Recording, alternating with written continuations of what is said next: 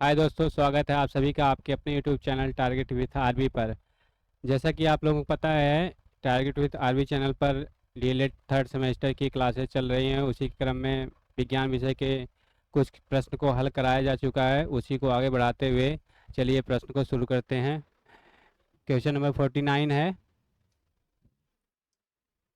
ऊष्मा संचरण की सबसे तेज विधि कौन सी है। ऊष्मा जो है संचरण की मुख्यतः तीन विधियां होती हैं। इसका ऑप्शन है, ऑप्शन ए चालन द्वारा, ऑप्शन बी है संवहन द्वारा, ऑप्शन सी है विकिरण द्वारा, ऑप्शन डी है सभी के द्वारा। तो बताइए कौन सा ऑप्शन सही होगा। ऊष्मा संचरण जो है सबसे तेज किस विधि द्वारा होता है। ऊष्मा संचरण की मुख्यतः तीन विधियां हैं। ऑप्शन मतलब जैसे कि तीन विधियां में मुख्यतः है चालन द्वारा, संवहन द्वारा और विकिरण द्वारा। तो चलिए देखते हैं। इसका सही आंसर होगा ऑप्शन सी विकिरण। ऊष्मा संचरण की जो विधि है विकिरण, इसके द्वारा जो है ऊष्मा का संचरण बहुत ही तीव्र गति से होता है। चालन द्वारा जो है ठोसों में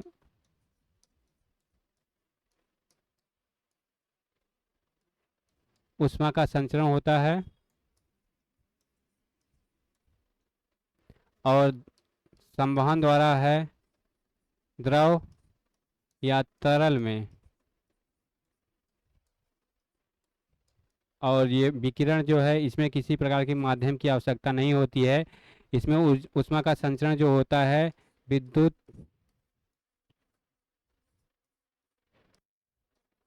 चुंबकीय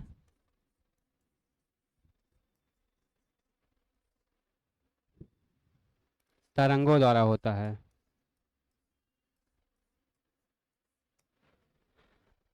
तो इसका सही ऑप्शन ऑप्शन सी है। चलिए अगला प्रश्न देखते हैं।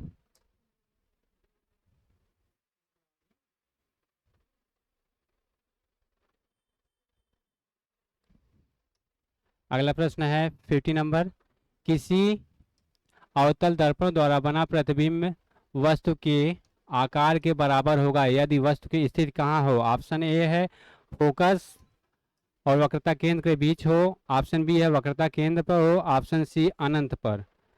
बताइए कौन सा ऑप्शन सही होगा।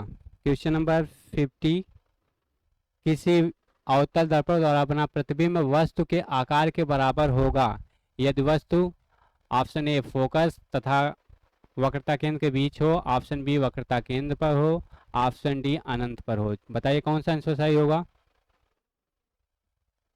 इसका सही आंसर होगा ऑप्शन सी अनंत पर हो। ऑप्शन बी सही होगा, इसका वक्रता केंद्र पर हो। Option C is right answer. चलिए अगला प्रश्न देखते हैं।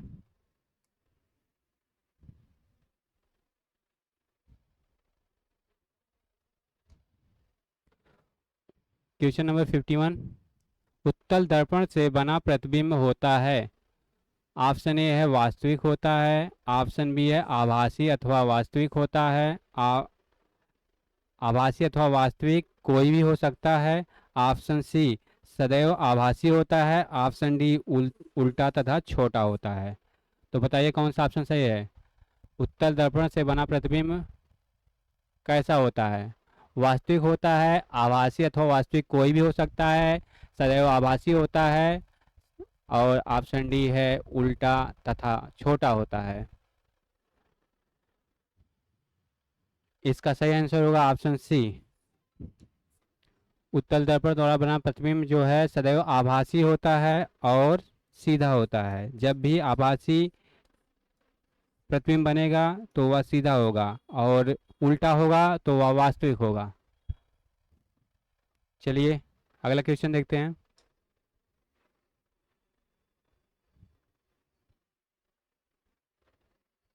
क्वेश्चन नंबर 52, किसी उत्तल लेंस से बना प्रतिबिंब आभासी होगा यदि किसी उत्तल लेंस से बना प्रतिबिंब आभासी होगा यदि वस्तु की स्थिति कहाँ हो। वस्तु को कहाँ रखेंगे तो वह उसका प्रतिबिंब आभासी होगा। ऑप्शन ए है वस्तु अनंत पर हो, ऑप्शन बी वस्तु फोकस पर हो, ऑप्शन सी वस्तु एफ व 2F के बीच हो, ऑप्शन डी वस्तु फोकस अथवा प्रकाशिक केंद्र के बीच हो। तो बताइए कौन सा ऑप्शन सही होगा। किसी उत्तल लेंस से बना प्रतिबिंब आभासी होगा यदि वस्तु की स्थिति जो है अनंत पर हो, फोकस पर हो, अथवा एफ व 2F के बीच हो, या फिर वस्तु फोकस व प्रकाशीय केंद्र के बीच हो। बताइए कौन सा ऑप्शन सही होगा।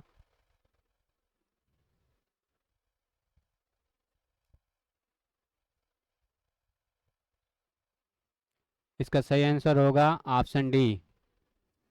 वस्तु जो है फोकस तथा प्रकाशीय केंद्र के बीच स्थित हो तो उसका प्रतिबिंब जो है आभासी होगा।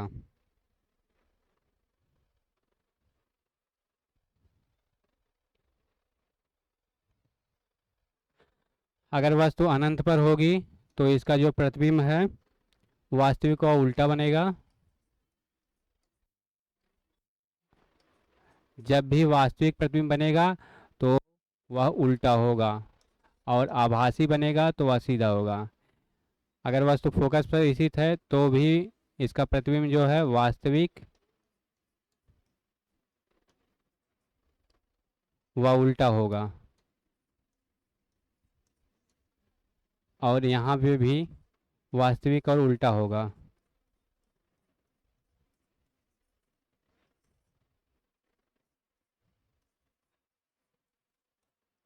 उत्तल दर्पण द्वारा जो उत्तल लेंस द्वारा केवल एक ही स्थिति है जहाँ पर प्रतिबिंब आभासी होता है, वो है वस्तु फोकस व प्रकाशीय केंद्र के बीच जब रखी जाएगी तो उसका प्रतिबिंब जो है आभासी बनेगा, और सभी स्थितियों में उसका प्रतिबिंब जो है वास्तविक और उल्टा बनेगा। चलिए अगला प्रश्न देखते हैं।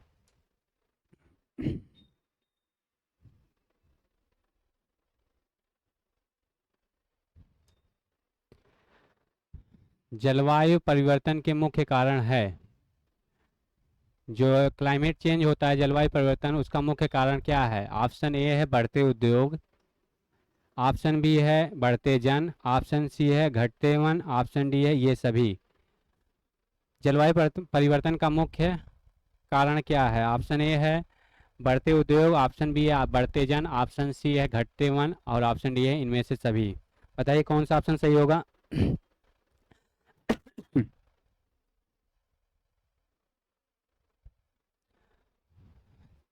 बढ़ते उद्योग, उद्योग जो बढ़ रहे हैं इनसे प्रदूषण भी बढ़ेगा, प्रदूषण बढ़ेगा तो इसके साथ साथ जलवायु परिवर्तन होगा। लोग बढ़ेंगे, जनसंख्या बढ़ती जा रही है, इस यह भी एक प्रमुख कारण है जलवायु परिवर्तन का। और वनों की संख्या, जो वनों का क्षेत्रफल है, इनका जो क्षेत्रफल है वह घट रहा है, दिन प्रतिदिन घटता जा रहा है, तो यह भी एक मुख्य कारण है जलवायु परिवर्तन का। अगर वनों की संख्या ज़्यादा होगी तो समय समय पर बरसात होगी। इसका जो सही ऑप्शन है ऑप्शन डी, ये सभी कारण है जिनकी वजह से जलवायु परिवर्तन हो रहा है। चलिए अगला प्रश्न देखते हैं।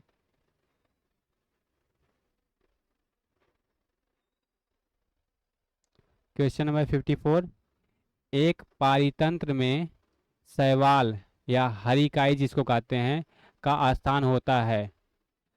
किसी भी पारितंत्र जो होता है उसमें शैवाल या हरिकाई का स्थान क्या होता है। ऑप्शन ए उत्पादक, ऑप्शन बी उपभोक्ता, ऑप्शन सी अपघटक, ऑप्शन डी इनमें से कोई नहीं। बताइए।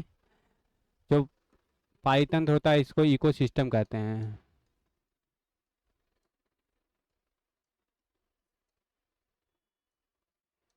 इकोसिस्टम टर्म जो है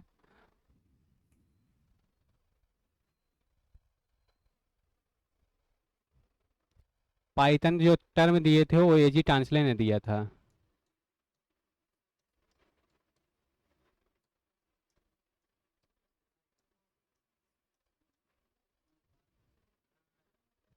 उत्पादक जो होते हैं वह भोजन का निर्माण करते हैं। उपभोक्ता जो होते हैं वो भोजन को यूज करते हैं। अपघटक जो होते हैं वह अपघटन का कार्य करते हैं।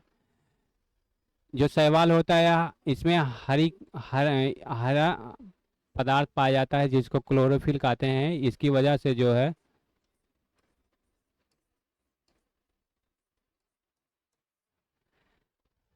भोजन का निर्माण करते हैं। जो भोजन का निर्माण करता है वह उत्पादक होता है। इसमें ऑप्शन सही होगा ये, उत्पादक। शैवाल जो भोजन का निर्माण करता है इसमें क्लोरोफिल पाया जाता है, इसकी वजह से यह प्रकाश संश्लेषण की क्रिया करता है। चलिए ऑप्शन ए सही है। अगला प्रश्न देखते हैं।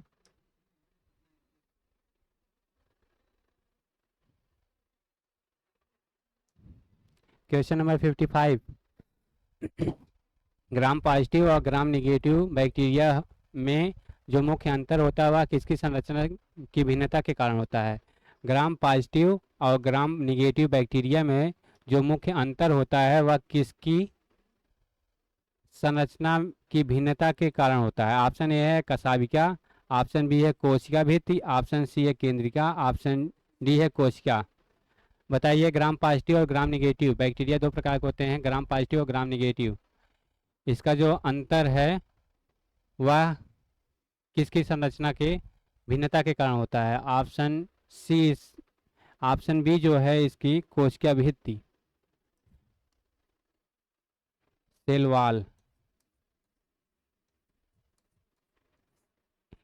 इसके संरचना में भिन्नता के कारण जो है ग्राम पॉजिटिव और ग्राम निगेटिव बैक्टीरिया अलग अलग होते हैं।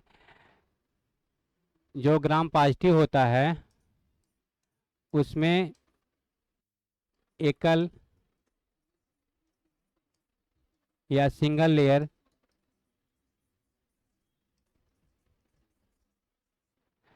जो सेल वॉल पाई जाती है और यह पेप्टाइडो ग्लाइकान की बनी होती है और यह मोटी होती है। और जो ग्राम निगेटिव बैक्टीरिया होते हैं उसमें जो है डबल लेयर पाई जाती है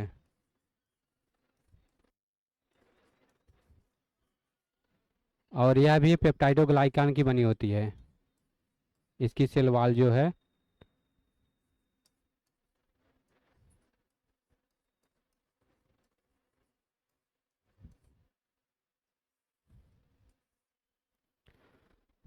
इसमें पतली परत होती है, इसके अलावा एक परत और पाई जाती है। यह मुख्य अंतर है इन दोनों में। तो इसका ऑप्शन सही होगा बी, कोशिका भित्ति। कोशिका जो होती है, कोशिका जो है जीव, किसी भी जीव शरीर की संरचनात्मक तथा क्रियात्मक इकाई होती है। जीव शरीर का निर्माण कोशिकाओं के द्वारा होता है। चलिए आप अगला प्रश्न देखते हैं।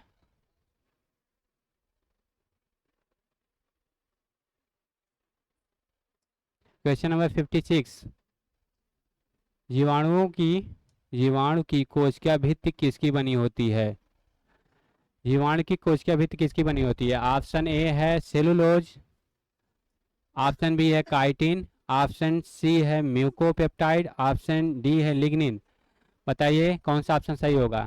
जीवाणु की जो कोशिका भित्ति होती है वह किसकी बनी होती है। सेलुलोज की बनी होती है, काइटिन की बनी होती है, या म्यूकोपेप्टाइड या लिग्निन की बनी होती है। बताइए कौन सा ऑप्शन सही होगा।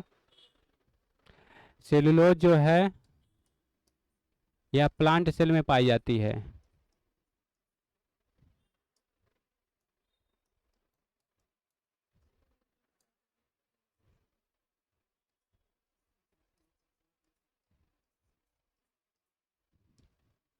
जो इसका सेल वॉल होता है वह सेलुलोज का बना होता है।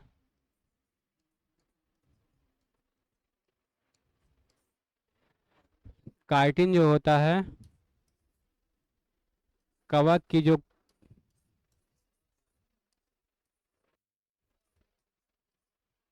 कोशिका होती है वह काइटिन की बनी होती है। म्यूकोपेप्टाइड जो है यह बैक्टीरिया में पाई जाती है।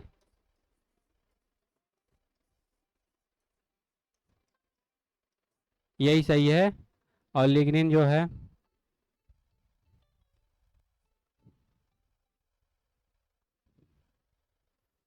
चलिए अगला प्रश्न देखते हैं।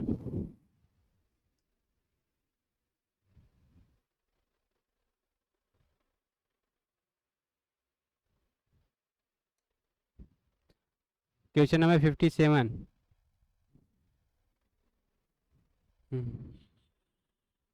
क्वेश्चन नंबर 57, पाश्चर किसके लिए प्रसिद्ध हैं? ऑप्शन ए है ईस्ट पर काम और मदिरा किण्वन के लिए। ऑप्शन बी है प्रकाश संश्लेषण के लिए। ऑप्शन सी है जर्म थ्योरी ऑफ डिजीज के लिए। ऑप्शन डी है उपयुक्त में से कोई नहीं। तो बताइए लुई पाश्चर जो थे यह किसके लिए प्रसिद्ध थे? ऑप्शन ए है ईस्ट पर काम करने के लिए और मदिरा का किण्वन किए थे।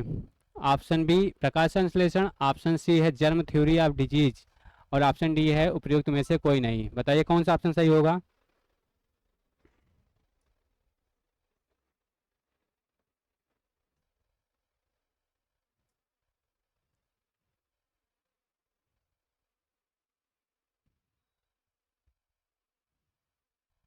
इसका सही आंसर होगा option C germ theory of disease के लिए। लुई पाश्चर जो है जर्म थ्योरी ऑफ डिजीज के लिए प्रसिद्ध हैं। प्रकाश संश्लेषण जो है यह पौधों की भोजन बनाने की एक प्रक्रिया है। या जो है प्रकाश की उपस्थिति में हरे पौधे जो होते हैं प्रकाश की उपस्थिति और क्लोरोफिल के द्वारा जो है ग्लूकोज या कार्बोहाइड्रेट ग्लूकोज का निर्माण करते हैं। यह क्रिया जो प्रकाश संश्लेषण कहलाती है। चलिए अगला प्रश्न देखते हैं।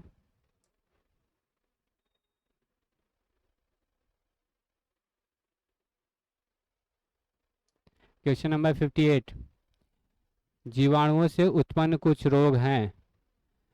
बैक्टीरिया से जो है रोग उत्पन्न होते हैं जीवों के अंदर। ऑप्शन ए है measles, mumps, malaria. Option B है टिटनेस, टाइफाइड, ट्यूबरकुलोसिस, इसको टीबी कहते हैं या इसको क्षय रोग कहते हैं। ऑप्शन सी है स्मॉल पॉक्स। ऑप्शन सी में स्मॉल पॉक्स, स्लीपिंग सिकनेस और सिफिलिस। और ऑप्शन डी है न्यूमोनिया, पोलियोमाइसिटीज और सीटाकोसिस। बताइए कौन सा ऑप्शन सही है? जीवाणुओं से उत्पन्न रोग हैं measles, mumps, malaria. Option B है tetanus, typhoid, tuberculosis. Option C है smallpox, sleeping sickness, syphilis. Option D है न्यूमोनिया, पोलियोमाइसिटीज, सीटोकोसिस, इसको पोलिया कहते हैं, पोलियो।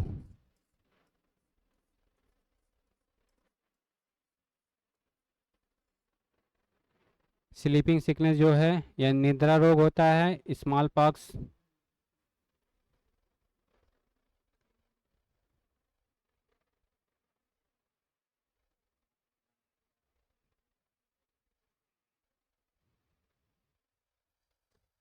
बताइए कौन सा ऑप्शन सही है?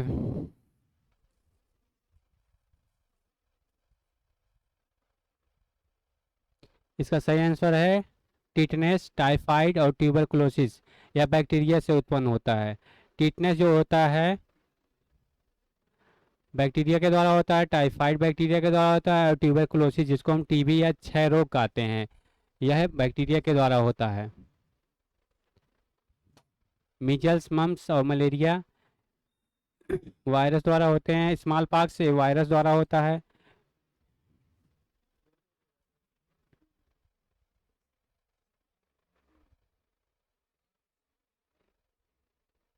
ठीक हो गया।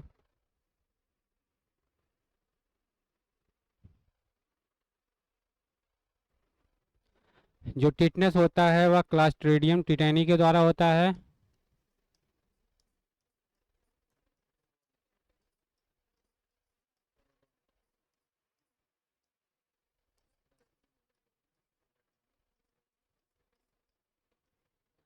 टाइफाइड होता है जो साल्मोनेला टाइफी के द्वारा होता है।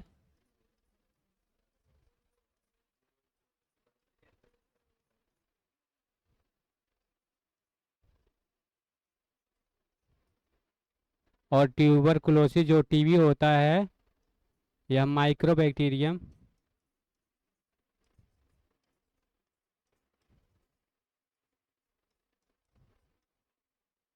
ट्यूबरकुलोसिस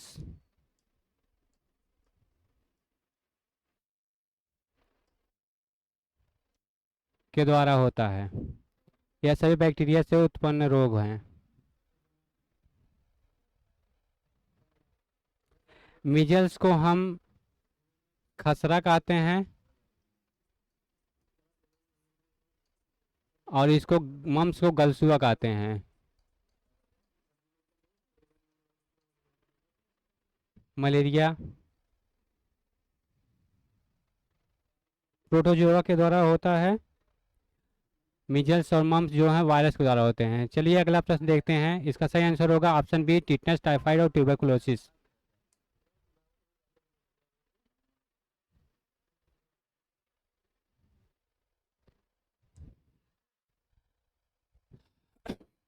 दूध खराब होता है किस बैक्टीरिया के कारण जो है दूध खराब हो जाता है? ऑप्शन ए है एस्परजिलस के कारण, ऑप्शन बी है लैक्टोबैसिलस के कारण, ऑप्शन सी है स्यूडोमोनास के कारण, ऑप्शन डी है स्टेफाइलोकस के कारण।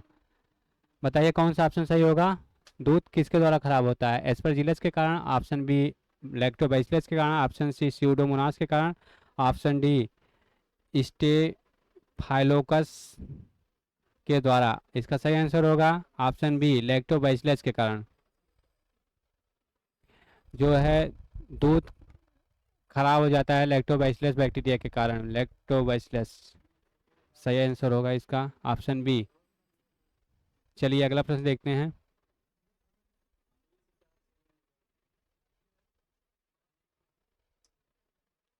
विषाणु शब्द है वायरस। ऑप्शन ए है लैटिन, ऑप्शन बी है हिंदी, ऑप्शन सी है अंग्रेजी, ऑप्शन डी है फ्रेंच। वायरस, वायरस शब्द किस भाषा से लिया गया है? वायरस जो है लैटिन भाषा का एक शब्द है।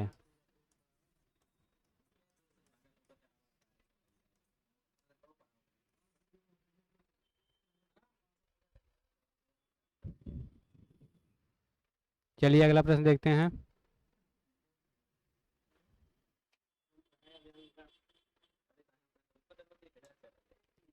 Question number 61। बैगन की छोटी पत्ती रोग किसके द्वारा होता है? ऑप्शन ए है विषाणु द्वारा, ऑप्शन बी है शैवाल द्वारा, ऑप्शन सी है माइकोप्लाज्मा द्वारा, ऑप्शन डी है कवक द्वारा। बताइए कौन सा ऑप्शन सही होगा? बैगन की छोटी पत्ती रोग जो होता है वह किसके द्वारा होता है? वायरस द्वारा होता है, शैवाल द्वारा होता है, माइकोप्लाज्मा द्वारा होता है या कवक द्वारा होता है? तो इसका सही आंसर होगा माइकोप्लाज्मा द्वारा। जो बैगन की छोटी पत्ती हो या बैगन का पौधा जो है छोटा हो जाता है वह माइकोप्लाज्मा के द्वारा होता है।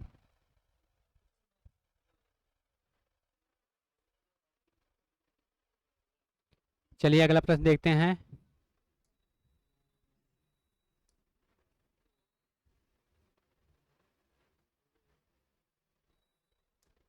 Question number 62। एड्स होता है ऑप्शन ए कवक से, ऑप्शन बी विषाणु से, ऑप्शन सी जीवाणु से, ऑप्शन डी जीवाणु भोजी जिसको बैक्टीरियोफेज कहते हैं। तो बताइए कौन सा ऑप्शन सही होगा? एड्स जो है किसके द्वारा होता है?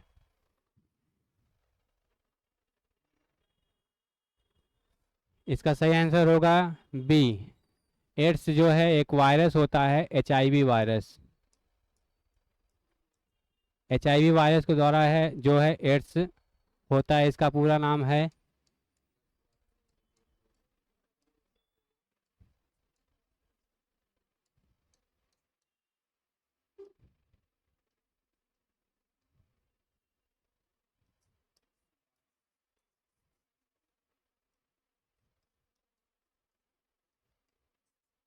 Human immunodeficiency virus.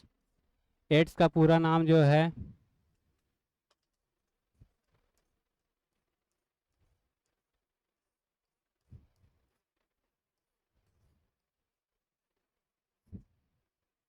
Acquired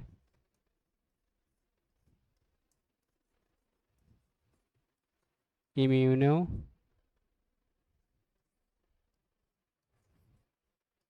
deficiency syndrome.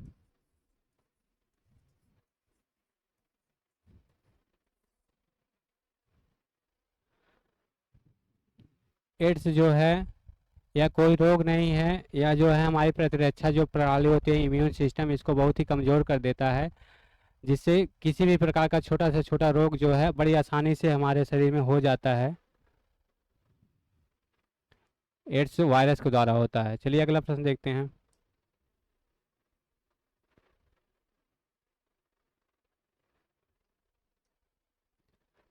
Question number 63। स्वस्थ नेत्र के लिए दूर बिंदु होता है।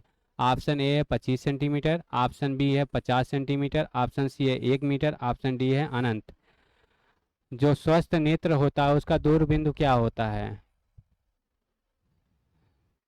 जो 25 सेंटीमीटर दिया है यह अस्पष्ट दृष्टि की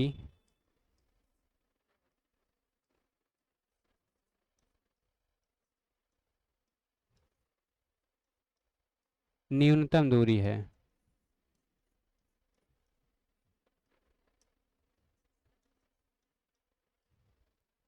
और जो अनंत दिया है यह स्पष्ट दृष्टि की दूरतम जो बिंदु है, स्वस्थ नेत्र के दूर बिंदु है, वह अनंत होता है। 25 सेंटीमीटर से नज़दीक की वस्तु को हम स्पष्ट देख नहीं सकते, यह स्पष्ट दृष्टि की न्यूनतम दूरी होती है। चलिए अगला प्रश्न देखते हैं।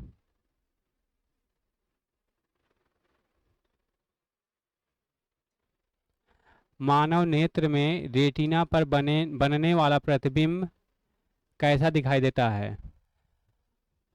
ऑप्शन ए है सीधा तथा सीधा होता है और सीधा ही दिखाई देता है। ऑप्शन बी है उल्टा होता है तथा उल्टा ही दिखाई देता है। ऑप्शन सी उल्टा होता है परंतु दिखाई सीधा देता है। ऑप्शन डी इनमें से कोई नहीं। मानव नेत्र में जो रेटिना पर प्रतिबिंब बनता है वह कैसा होता है? इसका सही आंसर होगा ऑप्शन सी। रेटिना पर जो प्रतिबिंब बनता है वह उल्टा होता है, लेकिन हमारे मस्तिष्क में जो ऑप्टिक नर्व पाई जाती हैं उसकी वजह से वह प्रतिबिंब हमको सीधा दिखाई देता है। इसका सही आंसर होगा ऑप्शन सी। रेटिना पर उल्टा बनता है लेकिन वह दिखाई हमें सीधा देता है। चलिए अगला प्रश्न देखते हैं।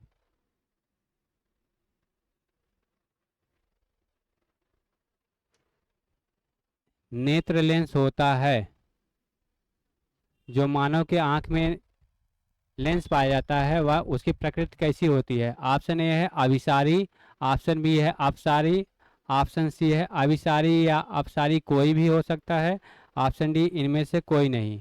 तो बताइए मानव नेत्र में जो लेंस होता है या नेत्र लेंस होता है वह कौन सा होता है? अभिसारी होता है, अपसारी होता है, या कोई भी हो सकता है दोनों में से, या इनमें से कोई नहीं?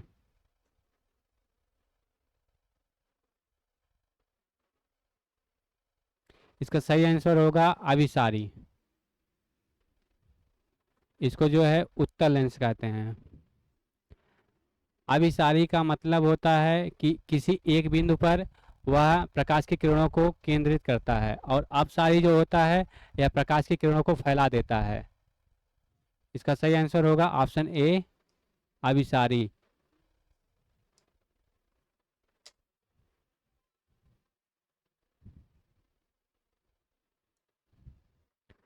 Question number 66।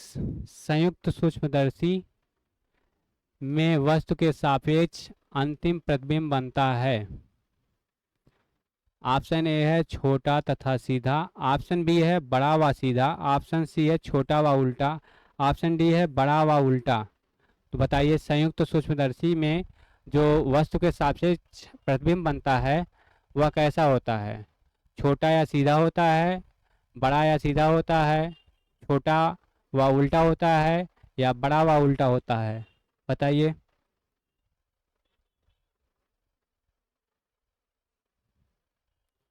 कौन सा ऑप्शन सही होगा?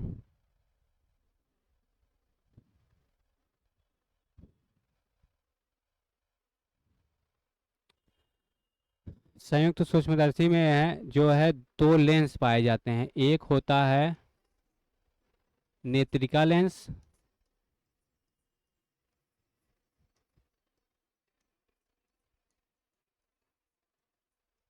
और दूसरा होता है अभिदृश्यक लेंस।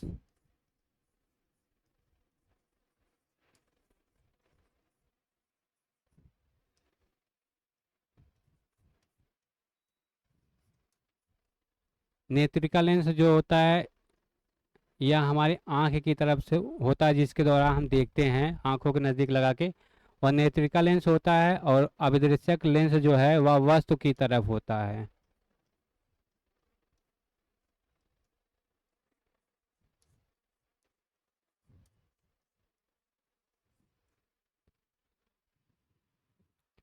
नेत्रिका लेंस जो आंख की तरफ होता है, और अभिदृश्यक लेंस वह होता है जो वस्तु की तरफ होता है। तो इसका सही आंसर होगा बड़ा व उल्टा बनता है। संयुक्त सूक्ष्मदर्शी जो है वह छोटी वस्तु को बड़ा करके देखने के लिए हम उसका यूज करते हैं। तो इसका सही आंसर होगा ऑप्शन डी, बड़ा व उल्टा। चलिए अगला प्रश्न देखते हैं।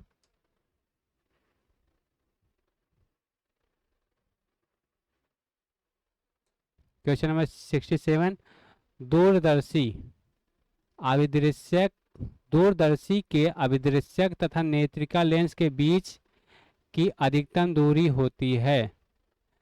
जो अभिदृश्यक लेंस होता है और नेत्रिका लेंस होता है उसके बीच की अधिकतम दूरी कितनी हो सकती है? ऑप्शन ए है अभिदृश्यक की फोकस दूरी के बराबर, ऑप्शन बी है नेत्रिका लेंस की फोकस दूरी के बराबर, ऑप्शन सी है अभिदृश्यक और नेत्रिका लेंस के फोकस दूरी का योग जो होता है उसके बराबर होता है, ऑप्शन डी है नेत्रिका लेंस फोकस दूरी के 2 गुना। बताइए कौन सा ऑप्शन सही होगा? दूरदर्शी के अभिदृश्यक तथा नेत्रिका लेंस के बीच की अधिकतम दूरी होती है। बताइए कौन सा ऑप्शन सही होगा?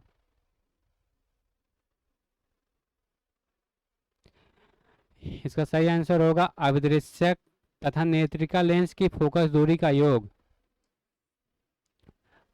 Option number C. इसका सही आंसर होगा अभिदृश्यक तथा नेत्रिका लेंस के बीच की अधिकतम दूरी जो है, अभिदृश्यक तथा नेत्रिका लेंस के बीच की दूरी का जो योग कर देंगे उतनी होती है। इसका सही आंसर होगा सी। चलिए अगला प्रश्न देखते हैं।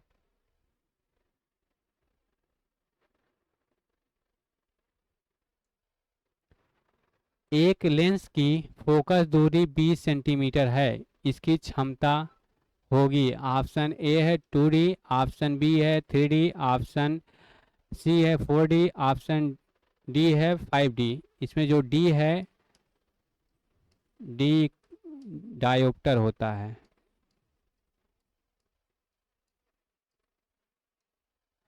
लेंस की जो क्षमता का मात्रक होता है वह मतलब उसके माप जो किया जाता है वह डायोप्टर में किया जाता है। एक फार्मूला होता है,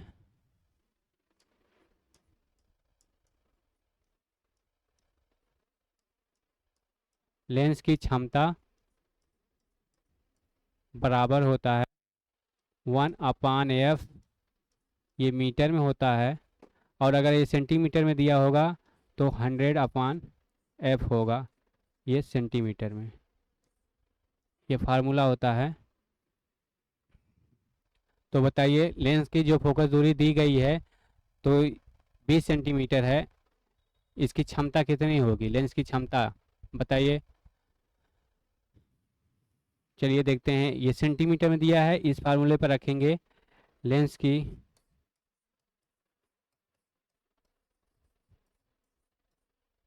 क्षमता इक्वल टू 100/20। 20 से भाग देंगे 100 में, कितनी बार जाएगा? 20 पंचे 100। लेंस की जो क्षमता है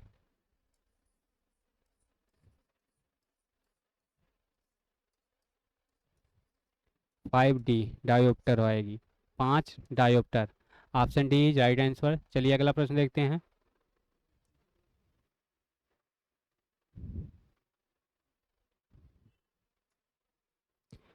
एक उत्तल लेंस की क्षमता 2 डायोप्टर है, इसकी फोकस दूरी होगी। उत्तल लेंस की जो क्षमता है वह दो डायोप्टर दी गई है, इसकी फोकस दूरी पूछा है। ऑप्शन ए है 20 सेंटीमीटर, ऑप्शन बी है 40 सेंटीमीटर, ऑप्शन सी है 50 सेंटीमीटर, ऑप्शन डी है 60 सेंटीमीटर। बताइए कौन सा ऑप्शन सही होगा। उत्तल लेंस की क्षमता जो है दो डायोप्टर दी गई है, इसकी फोकस दूरी कितनी होगी। अभी इसके पहले वाले प्रश्न में जो क्षमता पूछा था उसमें फोकस दूरी दी गई थी, तो फार्मूला बता चुके हैं इसके पहले। लेंस की क्षमता का जो फार्मूला होता है वह होता है क्षमता बराबर 1/f मीटर में, और अगर सेंटीमीटर में दिया होगा तो उसका फार्मूला होगा 100/f सेंटीमीटर में। ये डायोप्टर में इसका मात्रक होता है। तो चलिए देखते हैं, इसकी क्षमता 2 दिया है, फोकस दूरी पूछा है, और फोकस दूरी सब सेंटीमीटर में दिया गया है, तो कौन सा फार्मूला लगाएंगे। क्षमता बराबर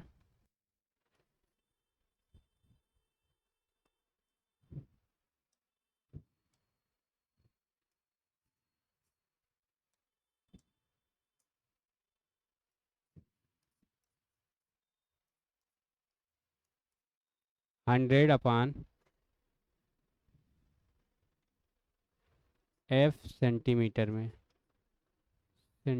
चलिए इस पे रखेंगे। क्षमता जो है दो डायोप्टर दी गई है, 100/f फोकस दूरी उसको उसकी ज्ञात करना है हमको सेंटीमीटर में। तो त्रिय गुणा होगा इसका ऊपर इसका इधर, 2f इक्वल टू 100 और f इक्वल टू 100/2। इसको भाग देंगे कितना आएगा 50 सेंटीमीटर। सही आंसर क्या होगा option C. Option C is right answer. उत्तल लेंस की जो फोकस दूरी आ जाएगी वो 50 सेंटीमीटर आ जाएगी। चलिए अगला प्रश्न देखते हैं।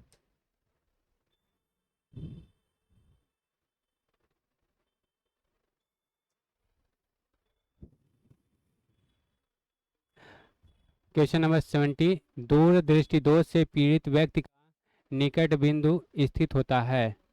अभी इसके पहले भी इस प्रकार के क्वेश्चन आ चुके हैं। जो दूर दृष्टि दोष होता है उससे पीड़ित व्यक्ति का जो निकट बिंदु होता है कितना होता है। ऑप्शन ए 25 सेंटीमीटर पर, ऑप्शन बी 25 सेंटीमीटर से कम दूरी पर, ऑप्शन सी है 25 सेंटीमीटर से अधिक दूरी पर, ऑप्शन डी है अनंत पर। बताइए कौन सा ऑप्शन सही होगा। दूर दृष्टि दोष से पीड़ित व्यक्ति का निकट बिंदु स्थित होगा, बताइए।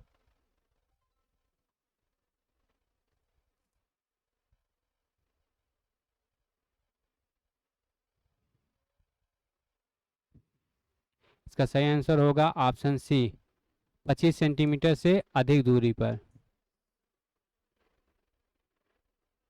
देखिए एक निकट दृष्टि दोष होता है और एक दूर दृष्टि दोष होता है। निकट जो दोष होगा, जैसे निकट दृष्टि दोष है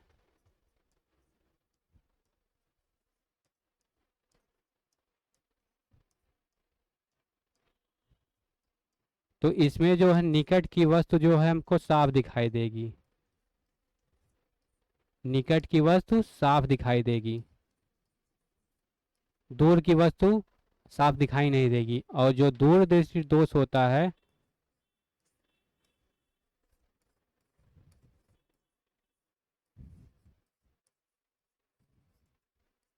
दूर दृष्टि दोष में हमको दूर की वस्तु साफ दिखाई देगी।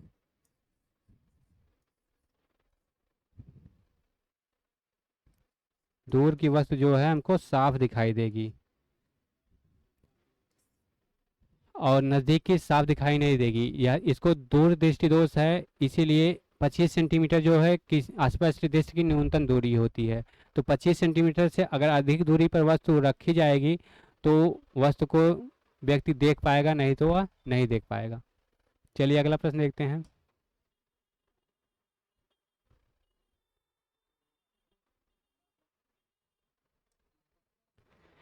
किसी गैस में निम्न प्रकार की तरंगें उत्पन्न हो सकती हैं।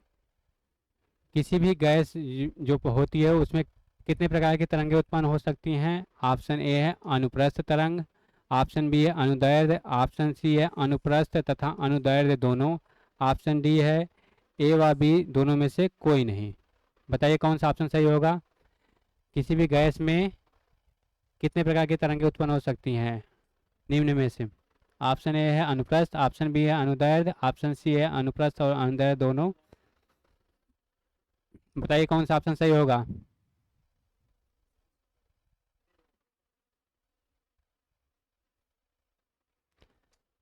गैस में जो है अनुप्रस्थ और अनुदैर्ध्य दोनों प्रकार की तरंगें उत्पन्न हो सकती हैं। अनुदैर्ध्य तरंगें जैसे ध्वनि जो होता है वह अनुदैर्ध्य होता है, और प्रकाश जो होता है अनुप्रस्थ तरंग होता है।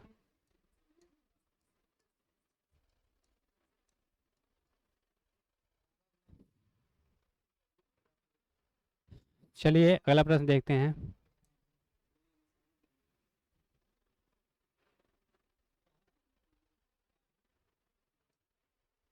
लोहे में निम्न प्रकार की तरंगें उत्पन्न हो सकती हैं। ऑप्शन ए है केवल अनुदैर्ध्य तरंग, ऑप्शन बी है अनुदैर्ध्य लोहे के अंदर तथा सतह पर अनुप्रस्थ तरंग, ऑप्शन सी है केवल अनुप्रस्थ, ऑप्शन डी है उपयुक्त में से कोई नहीं। तो बताइए लोहे में निम्न में से लोहे में निम्न प्रकार की तरंगें उत्पन्न हो सकती हैं। ऑप्शन ए है अनुदैर्ध्य, ऑप्शन बी है अनुदैर्ध्य लोहे के अंदर और उसकी सतह पर अनुप्रस्थ, ऑप्शन सी है अनुप्रस्थ। बताइए कौन सा ऑप्शन सही होगा?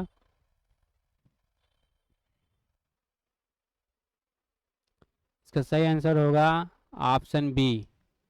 लोहे के जो अंदर उसका होगा अनुदैर्ध्य तरंग उत्पन्न होगी और जो लोहे की सतह होगी उस पर अनुप्रस्थ तरंग उत्पन्न होगी।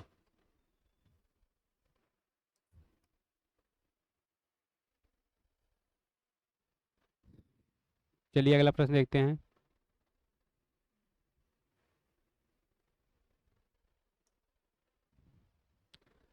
गोलीय दर्पण की वक्रता त्रिज्या r तथा फोकस दूरी f में संबंध। ऑप्शन ए है f equal to R, option B है f equal to R, option C है f equal to 1/2r, option D है इनमें से कोई नहीं। बताइए वक्रता त्रिज्या और फोकस दूरी में संबंध बहुत इंपॉर्टेंट है। बताइए इसका सही आंसर क्या होगा?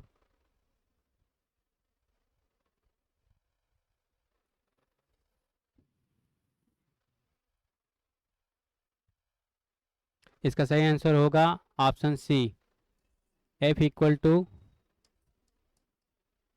1/2r, या इसको कहेंगे r इक्वल टू 2f। ये भी गलत, ये गलत है, ये भी गलत है, ये सही है।